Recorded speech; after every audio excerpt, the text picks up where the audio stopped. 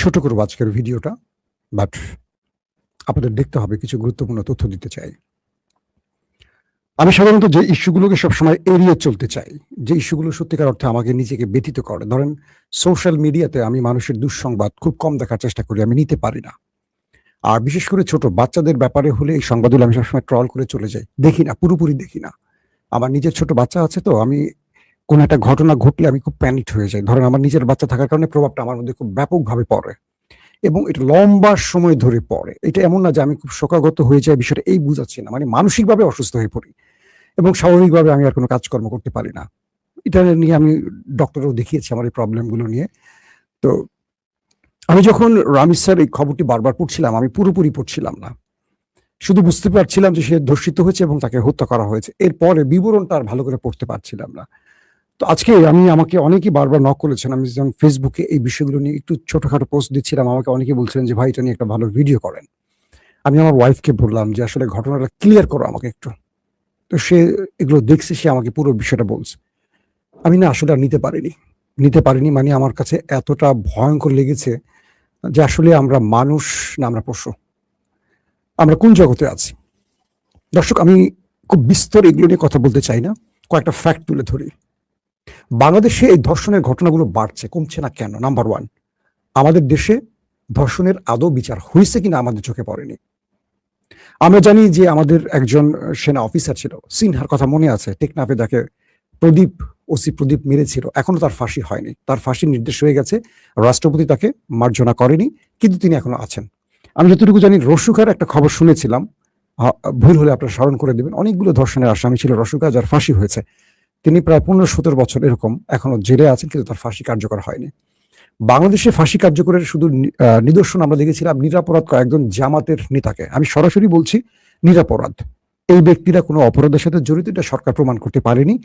এটা বাংলাদেশের প্রধান যে বিচারপতি সিনহা, তিনি আমেরিকার দিকে বলেছেন। তার মানে একজন প্রধান বিচারপতি যেটা বলেছেন সেটা সত্য বলেছেন, মিথ্যা বলেননি। পাশাপাশি যাদের আরো ফাঁসি হয়েছে তাদের অনেক সাক্ষীরা পরবর্তী বলেছিল যে সরকার তাদেরকে চাপ দিয়ে মিথ্যা সাক্ষী দেওয়াতে বাধ্য করেছে। তো সেই হিসেবে আমি বলতে পারি জামাতের যে নেতাদের ফাঁসি হয়েছিল তারা সবাই নিরপরাধ ছিলেন। হাসিনা তাদেরকে জুডিশিয়াল কিলিং করেছেন তার ইচ্ছে মতো। এছাড়া সচরাচর আর খুব বেশি আমরা ফাঁসির গল্প শুনি না। আপনাদের মনে আছে পুরো বাংলাদেশ ফুসু উঠেছিল আমাদের সেই প্রিয় আমাদের ভাই হাদিকে নিয়ে। হাদির বিষয়টি কি আপনারা আলোচনা শুনতে পাচ্ছেন? সরকার হাদিকে দিয়ে, মানে হাদিকে নিয়ে আর কোনো মাথা ব্যথা সরকারের নাই। এরকম অনেকগুলো ঘটনা এখন বলতে পারি, তনুর কথা, এগুলো নিয়ে আসলে আর আলোচনা নাই।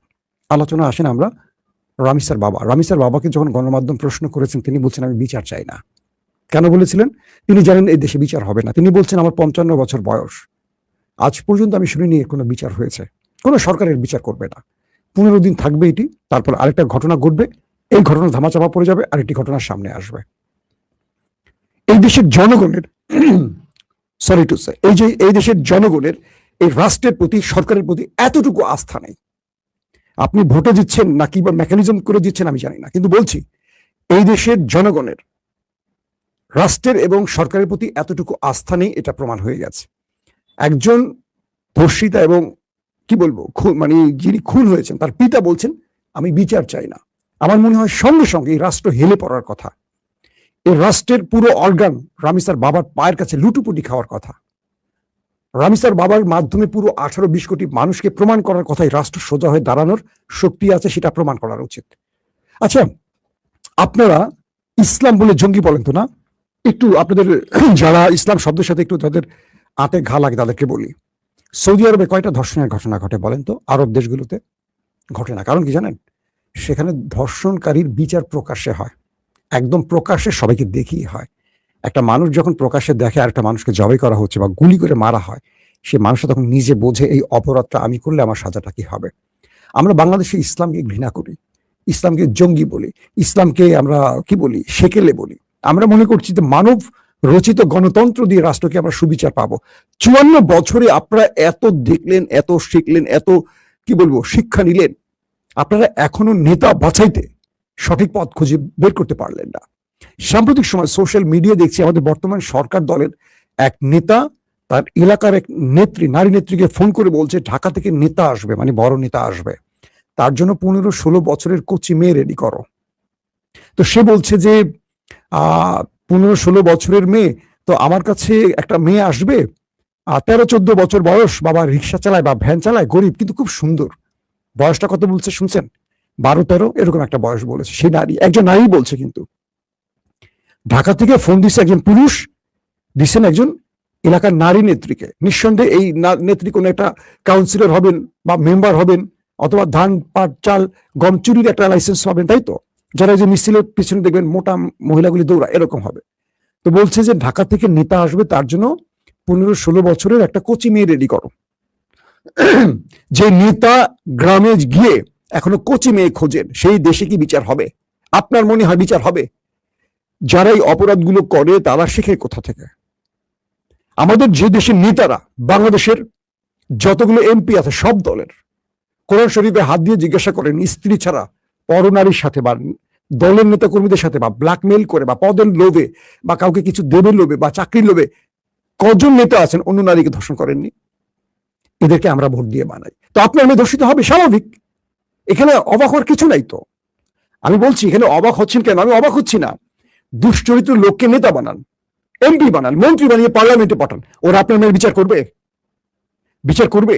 এদেশে যারা ইনসাফ প্রতিষ্ঠা করতে চায়, যারা একটু ধার্মিক, যারা ইসলাম প্রিয়, তাদের তো ভোট দিবেন না। কেন দিবেন না? নির্বাচনের সময় তারা আপনার পকেটে 1000 টাকা দেবে না। কেন দিবেন না? তারা নির্বাচিত হলে আপনি এলাকায় চাঁদাবাজি করতে পারবেন না। বাংলাদেশের অল্প কিছু লোক রাজনীতি করে, তারা পুরো বাংলাদেশের 18-20 কোটি মানুষকে শোষণ করে। তার বিরুদ্ধে কি দাঁড়াতে পারি আমরা? পারি না। হাসিনা 15.5 বছর টিকে ছিল না? কজন প্রতিবাদ করেছে? ধর্ষণ হয়েছিল না? বিচার হয়েছে? হয়নি। এখন দেখেন আবার শুরু হয়েছে একই অবস্থা। এই সরকার ক্ষমতা বসার পর কতগুলো ধর্ষণের ঘটনা ঘটেছে বলেন? এর বিচারের কোনো আভাস পাচ্ছি? আমাদের এখন একটি মাথায় রাখতে হবে, সারা জীবন ক্ষমতায় থাকার জন্য সংবিধানকে কিভাবে কাটছাট করা যায়, কতটুকু মানা যায়। যে দলটি বিরোধী দলে থাকার সময় সংবিধান পুরোপুরি পারলে ছুঁড়ে ফেলে দেয়, বেগম জিয়া বলেছেন, তারা ক্ষমতা আসার পর সংবিধানে হাত দিতে চান না, কারণ এইভাবে তারা টিকে থাকতে চান হাসিনা যেভাবে টিকে ছিল। লজ্জা লাগে। এই বিএনপিকে আমি অন করতাম। আবারও বলছি, আমার বিএনপির ভাইরা দেখবেন এই ভিডিওটি। আমার ঘরে মেয়ে আছে, ছেলে আছে। আমি শুধু রামিসার কথা বলছি না। ঢাকার বনশ্রীর একটি হাফিজি মাদ্রাসা, আল কোরআন কি নাম জানি, একটি বাচ্চাকে বলৎকার করে হত্যা করে বাথরুমে ঝুলিয়ে রাখা হয়েছে। তার পেছনে পায়ুপথে বিশেষ কিছু দাগ পাওয়া গেছে। একজন আলেম এই কাজটি করেছেন, যাকে সে কোরআন শিক্ষার জন্য বাচ্চাকে তার মা বাবা দিয়ে আসছে। এই যে এটার জন্য আমাদের পলিটিশিয়ানরা দায়ী, শুধু সেটা বলবো না, আমাদের সমাজ ভেঙে পড়েছে। প্রতিটা রন্ধে রন্ধে আমাদের পাপ ছড়িয়ে পড়েছে। আমাদের মেয়েগুলো এখন উল্লাপনায় মেতে উঠছে ফেসবুক, টিকটকে। ছোট ছোট বাচ্চা মেয়েদের, যাদের সামান্য একটু বুক উঠেছে, তাদের মারা তাদেরকে ভিডিও বানাচ্ছে কিছু পয়সা আয় করার জন্য। আমরা দেখছি, আমরা দেখে মনে করছি ছোট ছোট বাচ্চা মেয়েগুলির এই অবস্থা দেখে আমাদের মধ্যে রগ রগের দৃশ্য তৈরি হচ্ছে। কে করছে? মা কিছু পয়সার জন্য লোভে পড়ে করছে, বিক্রি করছে তার মেয়েটাকে। হয়তো সেই মেয়েটা ধর্ষিত হচ্ছে না, আরেকটা মেয়ে হচ্ছে, তাই তো? আমাদের মেয়েগুলো আস্তে আস্তে আমাদের নাটক সিনেমা থেকে আমাদের সভ্যতা, মানে কি বলবো, সৌন্দর্য প্রকাশের জন্য এখন শরীর উন্মোচন করার যে অবস্থাটা, আমাদের একটা নায়িকার গায়ে ওড়না থাকে না। আমাদের সিনেমাগুলোতে কি রগরগের দৃশ্য! এই যে দৃশ্যগুলো দেখে একটা পুরুষ কি করে? সেখানে ঢুকে যাচ্ছে, তার মানে কন্ট্রোল হারায় ফেলছে। প্রতিটা পয়েন্টে পয়েন্টে মাদক ছড়িয়ে পড়ছে। মাদকগুলি এক একটা মাদক মানুষের মধ্যে যৌন স্প্রিয়া কয়েক গুণ বাড়িয়ে দিচ্ছে। এই মাদকগুলো খেয়ে কি হচ্ছে? ঘটনা যে ঘটলো, তার স্ত্রী ধর্ষককে এই মেয়েটাকে এনে দেয়, স্বামী স্ত্রী মিলে তাকে হত্যা করে। এর চেয়ে ভয়াবহ ঘটনা হতে পারে? স্বামীকে স্ত্রী সহযোগিতা করছে এই কাজের জন্য, মানে মানা যায়? বলেন। এখন ধরেন এই লোকটা যে কাজগুলো করেছে, এই লোকটা নিজে স্বীকার করেছে, তার স্ত্রী স্বীকার করেছে। আর কোনো বিচারের প্রয়োজন আছে? লং টাইম, 7 দিনের মধ্যে এই বিচারটা করা যায় না? আমাদের খলিফালা, যারা আমাদের কি বলবো, খোলাফায়ে রাশিদিন বা তারপরের যে প্রজন্মগুলো, তারা একটা বিচারের জন্য 10 বছর ওয়েট করছে, 20 বছর ওয়েট করছে। 1 দিন 2 দিন 3 দিনে বিচার শেষ হয়ে গেছে, একদিনও বিচার শেষ হয়ে গেছে। যেখানে সাক্ষী বা অপরাধী নিজে স্বীকার করছে, হ্যাঁ আমি কাজটা করেছি, তাকে আদালতে নিয়ে লম্বা টাইম, নিম্ন আদালত, হাইকোর্ট, সুপ্রিম কোর্ট, তারপর এটাকে পেন্ডিং করে ফেলে রাখো আরো 20টা বছর, দরকার কি? এটাকে 7 দিনে বিচার করা যায় না? এই লোকটার কনফার্ম হওয়ার পর আমাদের আদালত, নিম্ন আদালত যখন প্রমাণ হয়ে গেছে যে সে অপরাধী, সে খুন করেছে, ধর্ষণ করেছে, তাকে শাহবাগের মোড়ে বা বাইতুল মোকাররমের সামনে এনে শিরোচ্ছেদ যদি প্রকাশ্যে করা হয়, এই দৃশ্যটা সকল টেলিভিশনে যদি দেখানো হয়, বাকিরা সাহস করবে সহজে যে বাংলাদেশে একটা নতুন রাওয়াজ তৈরি হলো, যে এখন ধর্ষিতাকে কি বলে, ধর্ষণকারীকে বা হত্যাকারীকে এভাবে হত্যা করা হবে। এটা কমবে না? আপনারা ইসলামকে ঘৃণা করেন, কিন্তু দিন শেষে ইসলামের কাছে যান। যে বিচার ইসলাম করতে পারে সেই বিচার আমাদের এই গণতন্ত্র করতে পারে না। কিন্তু ইসলামকে ঘৃণা করলে এই সমাজ ব্যবস্থা আরো ভেঙে পড়বে। লিখে রাখেন, আল্লাহ আপনাদেরকে সেই জিনিসগুলো দেখাচ্ছে যে তোমরা ইসলামকে ঘৃণা করো, তোমরা এমন নেতাকে বাছাই করো যে মন্ত্রী হচ্ছে, এমপি হচ্ছে, সে হাজারটা মানুষকে রেপ করে কিন্তু মন্ত্রী এমপি হয়, জানেন? একটার ক্যারেক্টার ঠিক নাই। ইলিয়াস সেদিন আমাকে বলতেছে যে ভাই, হানি ট্র্যাপ নিয়ে একটা ভিডিও করতে গেছি, দেখি যে বহু নেতা আছে ফেসে আছে তার ভেতরে। বর্তমান সরকার, আমি আওয়ামী লীগ এটা বাদই দিলাম, সে তো এখন ক্ষমতায় নেই, বর্তমান সরকারের বড় বড় নেতারা যারা এখন বড় বড় কথা বলছেন, যারা বিচারগুলো করবেন, তারা নিজেরই তো ফেসে আছে বিভিন্ন রকম নারী ঘটিত কেলেঙ্কারিতে, হানি ট্র্যাপে। এদের কাছে বিচার চান? এরা বিচার করবে? যিনি নিজে একটা নেত্রীকে বলেন এই আমার জন্য মেয়ে রেডি করো আমি আসতেছি, সেই লোক নিজে তো একটা শিশুকে রেপ করলো, 14-15 বছরের মেয়ে কি শিশু নয়, কিশোরী নয়? সে বিচার করবে? তো সে জানে না আমি যদি এটা বিচার করি কালকে তো আমারই ফাঁসি হবে। আপনারা সমাজ পাল্টাচ্ছেন না, দেশ পাল্টাচ্ছেন না, দেশ সংস্কার করতে দিচ্ছেন না। সংবিধান বলে 72-এর সংবিধান রেখে দিবেন, যাতে করে অবৈধভাবে আবার টিকে থাকতে পারেন। আবার যখন আওয়ামী লীগ কখনো ক্ষমতা আসবে, এই বিএনপি সংবিধান পরিবর্তনের জন্য আবার দাবি তুলবে, কিন্তু নিজেরা পরিবর্তন করবে না। এই দেশের কাছ থেকে কি চান? আমি এখন গুপ্ত হয়ে যাব? যারা আমাকে এখন গুপ্ত বলবেন, তার বোন রেপ হলে বোধহয় বিষয়টা সমাধান হয়ে যাবে। তারা বুঝবেন, তার মা, তার সন্তান বা তার বোন কথাগুলো সত্য না মিথ্যা বলছে। চিন্তা করেন, এই কাজগুলি কি বিএনপির কেউ করেছে? বিএনপির কেউ করেনি, জামাত করছে না, আওয়ামী লীগ করেনি, একজন ব্যক্তি করেছে। কিন্তু ব্যক্তির দায়টা এখন বিএনপির ঘাড়ে চাপছে না। কেন চাপছে? কারণ বিএনপি এখন ক্ষমতা আছে, বিচারটা করে দেখা। আশা করি বিএনপি হয়তো বিচার করবে, হয়তো বা করবেই না, হয়তো এই কয়দিন আলোচনায় থাকবে, হাদির মতো আলোচনায় থাকবে, মানুষ ভুলে যাবে আরেকটা ঘটনা, এইটার আর কিছুই হবে না। তাই তো হবে। রামিসার বাবা যেটা বললো, খুব দুঃখের সাথে বলতে হচ্ছে, খুব দুঃখের সাথে বলতে হচ্ছে, এই দেশটা পরিবর্তন হচ্ছে না। আমাদের জন্য আমার জনগণ সবসময় নষ্ট লোকগুলোকে নেতা বানায়, চোর বাটপার মিথ্যাবাদীদেরকে সংসদে পাঠায়। আপনি জনগণ, আমি আবারও বলছি, আপনি জনগণ যতদিন এই লুটপাটকারী, চাঁদাবাজ, দস্যু, ঋণ খেলাপি, চরিত্রহীন, লম্পট লোকগুলোকে নেতা বানাবেন, আপনার মেয়ে, আপনার সন্তান, আপনার মা, আপনার বোন কেউ নিরাপদ থাকবে না। কোনো না কোনো ভাবে এরা ক্ষতিগ্রস্ত হবে। হয়তো নেতা করবে না, তার কর্মী করবে। মনে রাখেন, এটা হলো আমাদের জন্য আল্লাহর পক্ষ থেকে গজব। কারণ আমরা ভালো লোকগুলোকে ভোট দিই না, খারাপ লোকগুলোকে নির্বাচিত করি। এই শাস্তি আমাদের পেতে হবে। এর জন্য কোনো দলকে দোষ দিয়ে লাভ হবে না, দোষ দিতে হবে আগে আমাদের। আসেন, আমি জানি না এই বিচার আদৌ কখনো হবে কিনা, তারপর আমি চাইবো আমাদের স্বপ্নের একটা জায়গা তৈরি হোক। তারেক রহমান একটা বিচারের মাধ্যমে বাংলাদেশের ধর্ষণ প্রক্রিয়াটা বন্ধ করুক। তিনি একটা লম্বা টাইম না, মাত্র 15 দিন বা 7 দিনের মধ্যে যদি সব ক্লিয়ার, এটাকে যেন আর লম্বার সময় না ঝোলায়। বাংলাদেশের প্রতিটি হাফিজি মাদ্রাসায়, নুরানি মাদ্রাসায়, কাওমি মাদ্রাসায়, শুধু মাদ্রাসা না, মাদ্রাসার বাইরেও যারা বলৎকারের সাথে সম্পৃক্ত হন, এইসব জায়গাতে সিসি ক্যামেরা, প্রত্যেকটা স্থানে সিসি ক্যামেরা বসানোর ব্যবস্থা করেন। যেসব মায়েরা তাদের সন্তানদেরকে হাফিজি পড়তে পাঠান, পারলে তাদেরকে সেখানে আবাসিকভাবে দেওয়ার চেষ্টা করবেন। আমাদের বহু সবার কথা বলবেন না, বহু হুজুরদের মধ্যে এই ঘটনাগুলো ঘটছে। আমরা এগুলো নিয়ে সিরিজ কাজ করেছি। আমি নিজে সাংবাদিকতা করতে গেলে জেনেছি, এগুলো লজ্জায় বলতে পারি না। এখন হুজুর আবার খেপে আমার উপর, কাপড় খুলতে সময় লাগে না, বাচ্চাদের বলৎকার করতে সময় লাগে না, কিন্তু হচ্ছে এই ঘটনাগুলো। আপনার সন্তানকে এইভাবে ধ্বংস করতে দিয়েন না। যেটা ঘটছে এরকম একটা না, অজস্র ঘটনা প্রতিদিন ঘটছে। এই ঘটনাগুলো বন্ধ করা খুব জরুরি। আমাদের সামাজিক অবক্ষয় থেকে সমাজকে রক্ষা করতে হলে প্রতিটা পথ থেকে অশ্লীলতা বন্ধ করতে হবে। আমাদের নারীদেরকে আরো শালীন হতে হবে। শুধু নারীদের শালীনের সঙ্গে না, সমাজ ব্যবস্থার পরিবর্তন করতে হবে। প্রত্যেকটা ক্ষেত্রে সলিউশন আনতে হবে। একটি শুধু নারীকে বোরকা পরালে হবে না, নারীকে সব লাইনে আনতে হবে। পুরুষের রুচির পরিবর্তন করতে হবে, মাদক বন্ধ করতে হবে, অশ্লীলতা বন্ধ করতে হবে। প্রত্যেকটা সেক্টরে অশ্লীলতা বন্ধ করতে হবে। দর্শক, আসি ইরানের বেশ কিছু গুরুত্বপূর্ণ খবরে।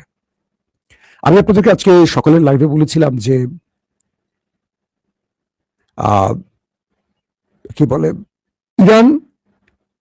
ইরানকে পাকিস্তানের মাধ্যমে আমেরিকা কিছু প্রস্তাব পাঠিয়েছে। সেই প্রস্তাবের কিছু জিনিস তথ্য আকারে পেয়েছি, কতটুকু কনফার্ম এখন আমি সিরিয়াসলি না।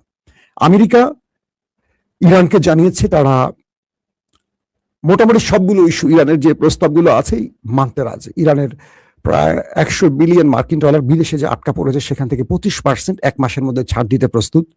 ইরানের নিষেধাজ্ঞা তুলে নেওয়া হবে, আন্তর্জাতিক বাজারে ইরান তেল গ্যাস বিক্রি করতে পারবে। হরমুজ প্রণালী ব্লকেট খুলে দেবে আমেরিকা। এরকম মোটামুটি প্রথম সারির সবগুলো চুক্তি আমেরিকা মেনে নিতে রাজি হয়েছে। তবে একটি শর্ত, যে ইরানের কাছে যে 400 গ্রাম বা তারও বেশি যে ইউরেনিয়াম সমৃদ্ধকরণ ইউরেনিয়াম আছে, এটা ভিন্ন কোনো দেশকে দিতে হবে। আমেরিকাকে যদি ইরান দিতে নাও চায়, না দেখ, বাট অন্য কোনো দেশকে দিলে হবে। সেটা রাশিয়া হতে পারে, চীন হতে পারে, যে কোনো একটা দেশ হতে পারে। এরকম একটি প্রস্তাব দেওয়া হয়েছে। আর হরমুজ প্রণালীর টোল ইস্যুতে বোধহয় এখনো আমেরিকা পুরোপুরি রাজি হয়নি। তো প্রশ্ন হলো যে আমেরিকা ইরানের সবগুলো শর্ত যখন মেনে নিচ্ছে, এর মধ্যে ডোনাল্ড ট্রাম্পের সাথে সকালে লাইভে বলেছি নেতানিয়াহুর একটা দীর্ঘ আলাপ হয়েছে টেলিফোনে, এবং দুজনের মধ্যে ব্যাপক ঝগড়াঝাটি হয়েছে, তর্ক বিতর্ক হয়েছে। ট্রাম্প যুদ্ধবিরতি করে তিনি তার মুখটা রক্ষা করে তিনি তার দেশে পুনরায় মধ্যবর্তী নির্বাচন মুখোমুখি হতে যাচ্ছেন। আর ইসরায়েলের নেতানিয়াহুর কথা হলো যুদ্ধ আবার শুরু করতে হবে এনিহাউ। তিনি যুদ্ধের বিকল্প দেখছেন না, বলছেন ইরানের একটা শর্ত মানা যাবে না, যুদ্ধে নামতে হবে ইরানের বিরুদ্ধে। এ নিয়ে দুই নেতার মধ্যে ব্যাপক তর্ক বিতর্ক হয়েছে। বোঝা যাচ্ছে যে ইসরায়েল আমেরিকাকে কন্ট্রোল করছে, আমেরিকা ইসরায়েলকে নয়। বিষয়টা এরকম হয়ে গেছে, এবং লেবানন সহ সব ফ্রন্টের যুদ্ধ বন্ধ হবে, এই বিষয়গুলো আমেরিকা মেনে নিয়েছে, ইরানের শর্তগুলো। তো দুজনের কথার পর ইসরায়েলের প্রধানমন্ত্রী নেতানিয়াহু আমেরিকাকে বলছে যে ইরানের কোনো শর্ত মানা যাবে না, যুদ্ধে নামতে হবে।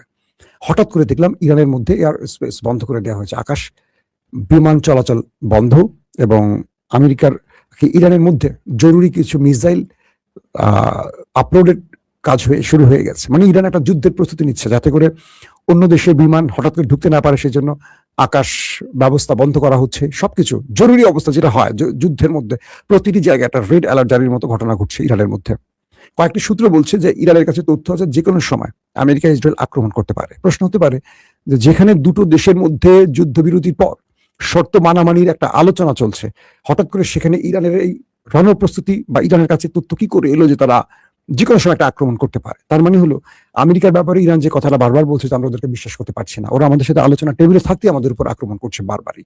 দুবার আক্রমণ হয়েছে, দুবারই আলোচনা টেবিলে থাকা অবস্থায় হয়েছে। তো এখন যদি আল্লাহ না করুক আবারও ইরান একটা আক্রমণ করে বসে, এটি হবে ইতিহাসের একটি নির্লজ্জ ঘটনা। কারণ আমেরিকার যে প্রস্তাবগুলো পাঠিয়েছে ইরানকে, ইরান সেগুলো এখন মূল্যায়ন করে নিজেরা একটা প্রস্তাব আমেরিকাকে পাঠাবে। এবং আমেরিকা, আমি যে কথাগুলো বললাম, এখন পর্যন্ত কোনো খবরে আপনারা দেখেননি যে এটা আমেরিকা কি কি বিষয়ে রাজি হয়েছে। আমি মধ্যপ্রাচ্যের কিছু আউটলেট থেকে, মানে কিছু থাক সেই সোর্সগুলি না দেই, আমি তথ্যগুলো কালেক্ট করার চেষ্টা করেছি, পেয়েছি। হয়তো বা পরবর্তী আপনারা জানবেন যে খবরগুলো আরো ফ্ল্যাশ হয়ে গেছে, যেগুলো আমি এখন বলছি। আজকে পান বা কালকে পেতে পারেন, বা আজকে গভীর রাতে পেতে পারেন। তো ইসরায়েলের ইচ্ছায় যদি ডোনাল্ড ট্রাম্প আবার যুদ্ধে জড়িয়ে পড়ে, এটা খুব ভয়াবহ আকার হবে। কারণ ইরান বলে দিয়েছে এবার আমার উপর আক্রমণ করলে আমি দুটো কাজ করব। এক, আমি নিউক্লিয়ার অস্ত্র বানাবো, আর আটকাতে পারবে না। দুই, ইরান বলছে আমি গালফকে আর রাখবো না, পুরো গালফ মুছে ফেলবো, এবং আরব আমিরাতকে উটের জগতে, মানে কি বলবো, সেই সাহাবিদের যুগে পাঠিয়ে দিবে, যখন আর কোনো প্রযুক্তি ছিল না। পুরো আরব আমিরাতকে মিশিয়ে ফেলবে, এবং আরব আমিরাতকে দখল করার ঘোষণা দিয়েছে ইরান। তার মানে এই যুদ্ধটা বৃহৎ আকারে হবে। এবং আরো যে তথ্য পাওয়া গেছে, ইরান প্রথমে ধীরে ধীরে অ্যাটাক করেছে, প্রতিদিন সীমিত আকারে অ্যাটাক করে শত্রুকে দমন করেছে। এবার ইরান চাচ্ছে ঝটিকা বেগে একদিনে কয়েক শত মিসাইল ছুড়বে, মানে ম্যাসিভ আকারে একটা কি বলবো ধ্বংসলীলা চালাবে। এবার ইরানের পরিকল্পনা ভিন্ন, কারণ ইরান প্রচুর পরিমাণ মিসাইল তৈরি করেছে, স্টোরেজ করে রেখেছে, এবং ভয়াবহ মিসাইল তৈরি করেছে, ড্রোন তৈরি করেছে। তো বলা হচ্ছে এবার যুদ্ধটা পূর্বের চেয়ে অনেক ভয়াবহ হবে, যেটা পৃথিবীকে এক অনিষ্টের দিকে নিয়ে যাবে। দর্শক, এই টেনশনগুলো আমাদেরকে আরো ভাবিয়ে তুলছে। আমরা বারবারই বলছি আমরা যুদ্ধের পক্ষে না, আমরা শান্তির পক্ষে। আমরা চাই এগুলো বন্ধ হোক, কিন্তু ট্রাম্পকে ইসরায়েল কোনোভাবেই সেই পথে হাঁটতে দিচ্ছে না, আবারও তাকে যুদ্ধে নামাবার চেষ্টা করছে। আমরা চাই ট্রাম্প তার নিজের সিদ্ধান্তে বা আমেরিকার সিদ্ধান্তে তিনি যুদ্ধ থেকে ফিরে আসুন, ওই দেশটির প্ররোচনায় তিনি আর কোনো ভয়াবহ পরিস্থিতি তৈরি না করুন। আল্লাহ হাফেজ।